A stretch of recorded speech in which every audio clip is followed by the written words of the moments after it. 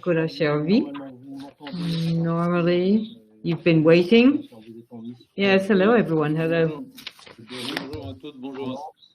You're from the large seaport of Le Havre.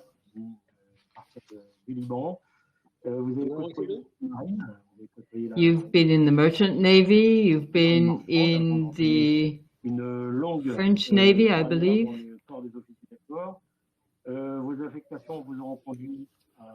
You were commander in Calais as well. So you accepted to speak to us today because, amongst other things, you have accommodated large container ships in the large seaport of Le Havre. So I'll give you the floor. Yes, thank you. Hello, everyone. Can you hear me? I'm sorry for the technical shortcomings of this presentation. I am in Beirut at the moment, and I was asked to take part in an activity to implement the initial emergency measures for Beirut following the accident there. So in sea harbors, we're going to talk about containers, damaged containers of dangerous goods, and which also has an impact on a local level, and we have local experience, I can say, as well. And the harbor that I know best is that of Le Havre. Can you change the slide, please? Thank you. The following one. Allô, allô. Ah, voilà. En ce qui concerne, juste un petit rappel pour okay, just a reminder le cadre réglementaire qui s'applique of the regulatory framework effectivement that governs these situations, to see why it's so complicated to accommodate container ships with damaged containers, and not only the aspects of Solis and Marpol and all the others, but also on a national level, we have a number of perimeters that apply when dangerous goods or substances are involved, and unfortunately, we have to apply these, and the results are not always there. So there is a coercitive approach with respect to transport and pollution from dangerous products that can involve to 2 years of prison, I believe, and a hefty fine. So in 2000, there was a regulation for transport of dangerous goods in maritime ports, in seaports. And it was the control and passage of dangerous goods to be applied over the territory of France and overseas France as well. The measures to be taken were done on the basis of a hazard study. So this regulatory framework, in fact, it applies to harbors. When you're looking at this, you have to bear in mind that they are not extraterritorial areas. They belong to the local municipality. And to this extent,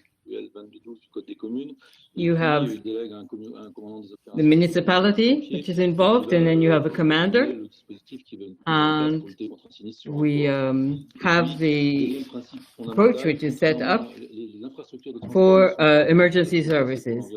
And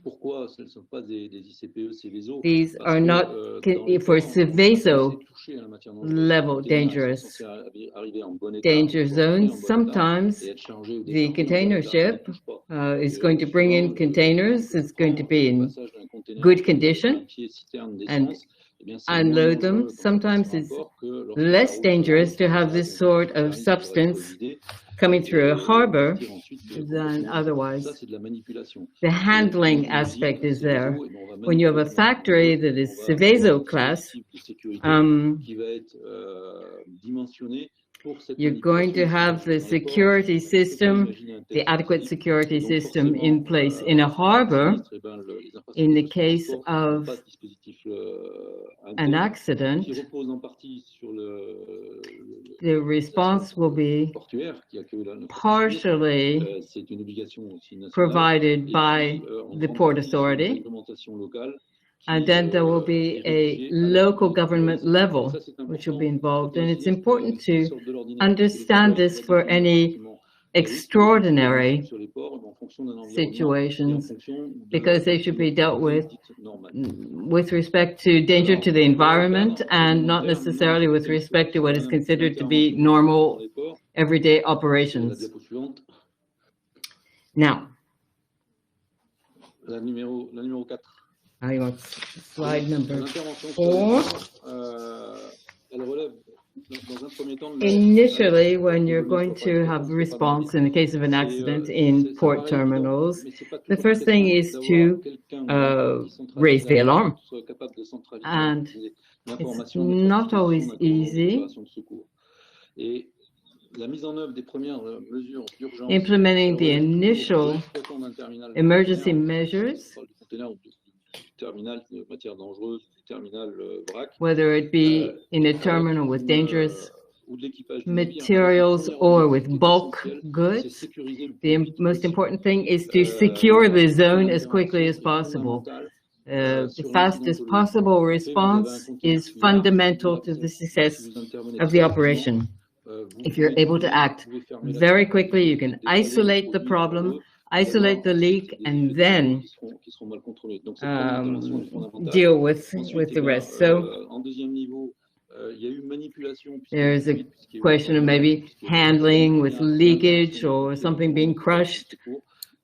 You need the Port Authority and the response services to take charge, and the Harbor Authority will comply fully with the needs and requirements expressed by the firefighting brigade and the fire and rescue service. And of course, you need to have some emergency maneuvers potentially to move a vessel that is ahead or behind out of the way. And we have these means available, but you have to anticipate what is happening.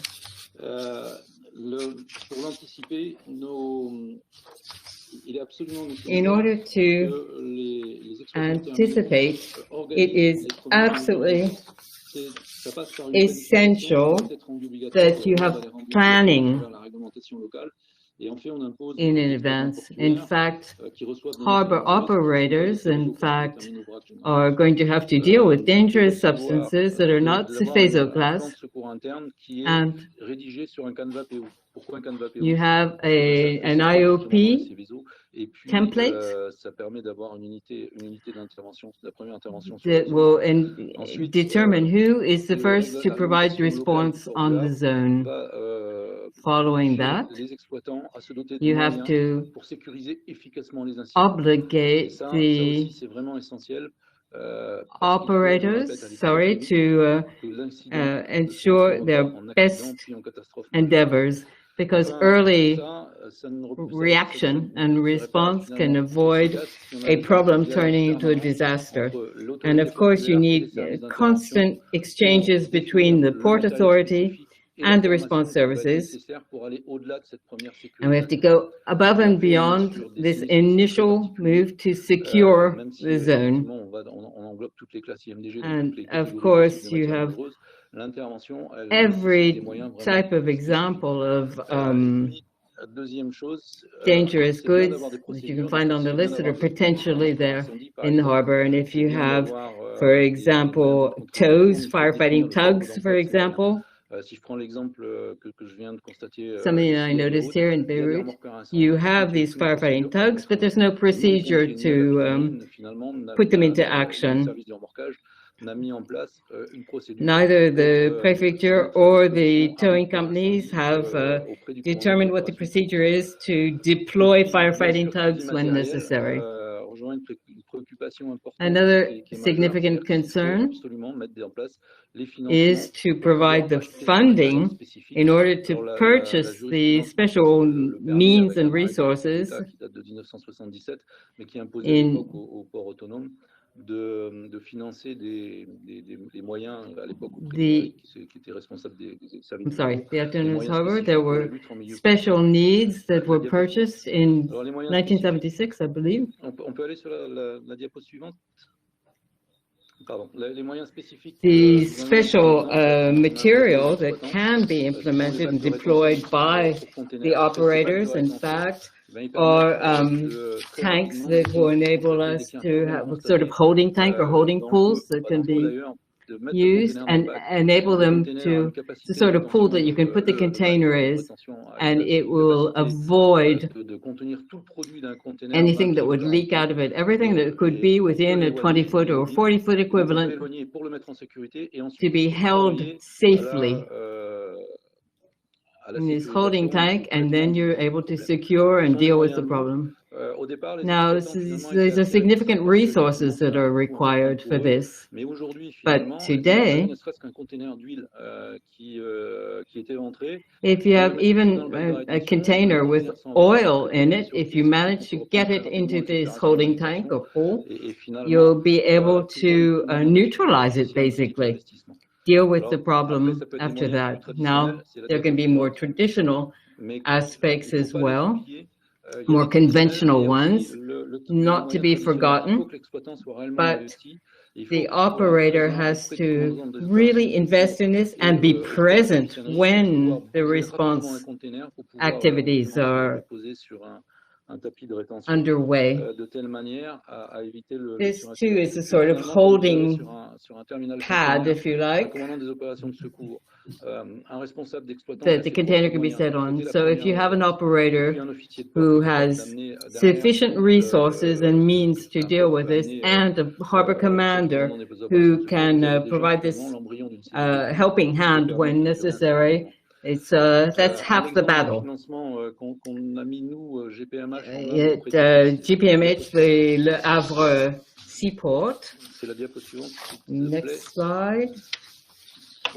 We can talk about financing of the Le Havre port. We had two firefighting tugs that the port had bought, but they were getting old. In 2005, we had to replace them. And we worked with the county departmental, I should say, fire and rescue service, and we decided to have 5 tugs, in fact, that were able to pump water, that had water lances, and could also pump foam. We also created a protocol and training to see how this tug should be deployed and transpose what's normally done in harbor operations to this. And then we decided to spend that much more purchasing shore materials and shore equipment, including a high-power foam pumping vehicle as well, and that was done in 2013, and experience has shown that what was lacking for the time being was equipment that would enable us to have smoke detection or analysis on a remote level, and to analyze the pollution from a distance and train people for that. And so we'll be able to act when we have a ship in difficulty. Now this slide shows what we funded by our seaport or port authority. Actually, what we did was to give subsidies and grants to the departmental fire and rescue services. And so they could use them as they saw fit. And on the left, you see the material that in fact was used for the breezel as well, device which enables us to have a higher power pumping system. These are FF1 category cannons, and they can deliver water or foam. And then likewise for the shore-based vehicle that you see here that can pump, that was also used on the breezel incident. This is the context on the following slide. I'll come back again, perhaps, to dealing with large numbers of accidents or damage, where you could have numerous containers which are damaged, and how we deal with this. First of all, we have to find a place to put the container ship in question, because in terms of safety, you know, it's going to be a long job ahead. So you have to find adequate berthing, and sometimes these vessels are 200 meters long, 60 meters broad, and they're very large. The harbors that can accommodate them are the Havre or Dunkirk up in our area.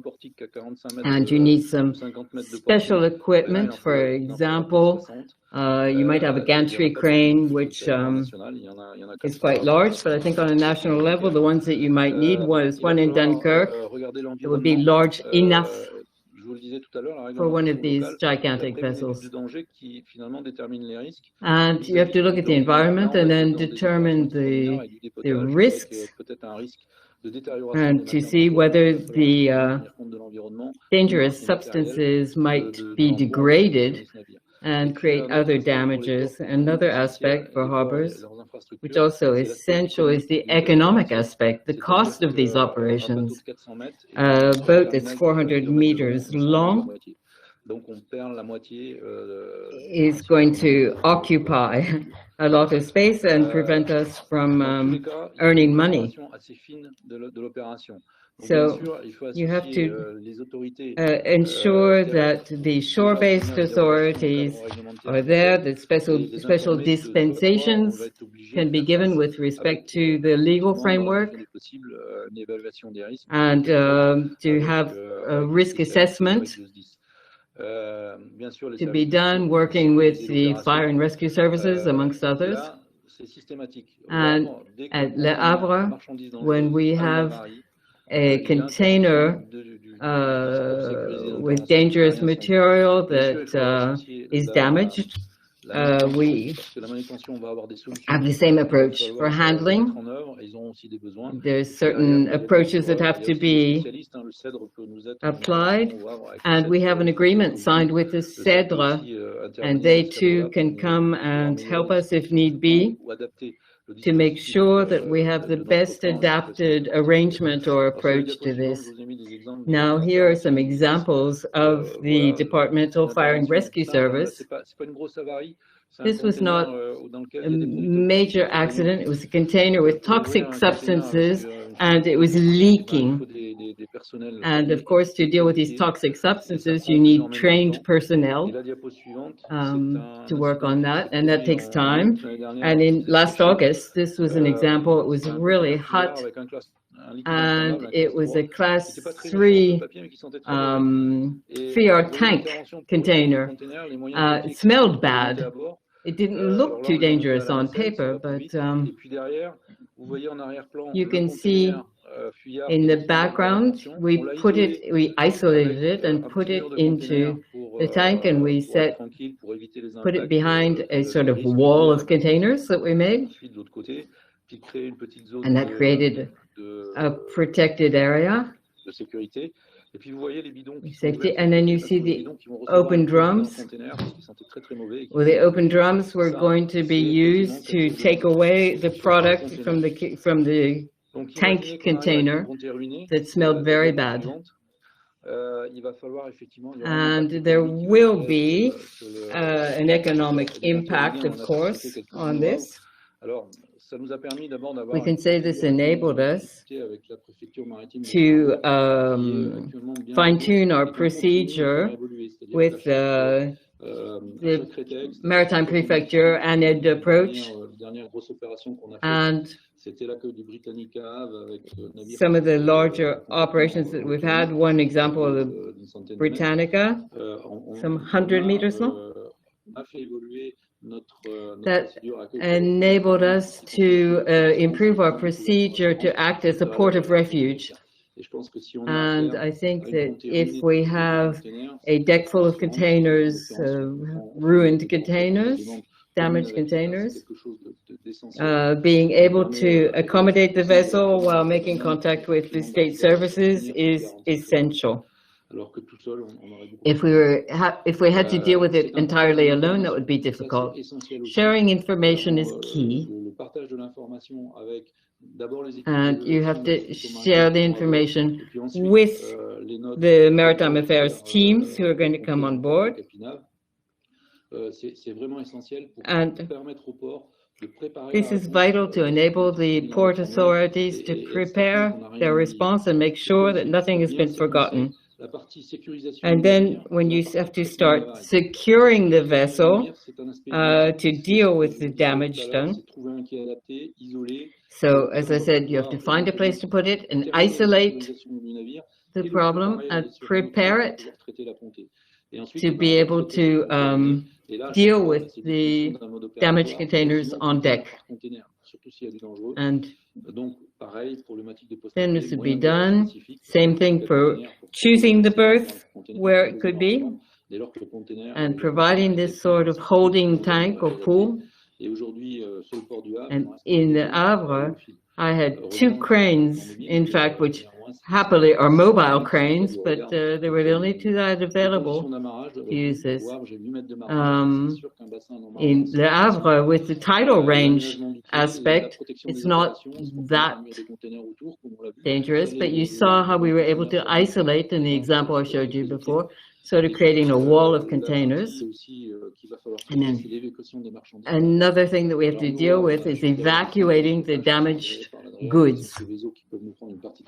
Now, some of the goods could be stored, but there again, the warehousing creates a problem because you can only deal with a limited volume. But every time you have to analyze the risk, the presence of dangerous goods. And this is a small 140-meter long vessel.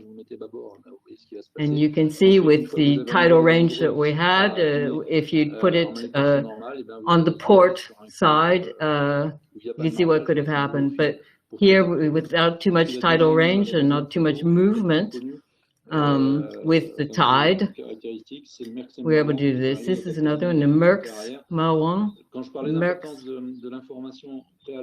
When I talked about having information up front, the Maritime Prefecture had sent us a helicopter photo, a photo taken from a helicopter, and when we came on board, the commander, the master said, well, I don't have a winch at the back anymore. We hadn't seen that, and it's really important to go on board to have this visual inspection and to know what you're dealing with. Just to give you an idea, we said we needed a transporter, we needed a small boat between this vessel